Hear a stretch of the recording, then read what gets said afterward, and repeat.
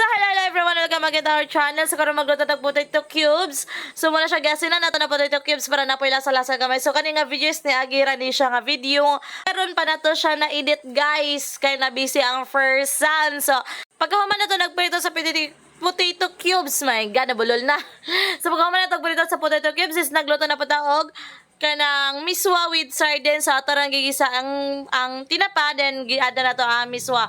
Then guys, kato din potato, salamat kay Ate Cheryl nang wala kong potato cubes dito sa lakay. Birthday ba ni Arvin, naganda sila sa birthday ni Arvin.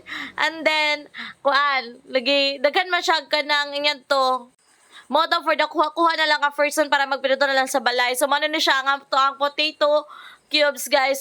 So kay naluto naman po daw miswag guys. Oh my god. Mo na ato na siya ibalin sa ato ang butanganan para ready na ta sa tong kaon-kaon. So salamat kasi sa inyong pagtanaw.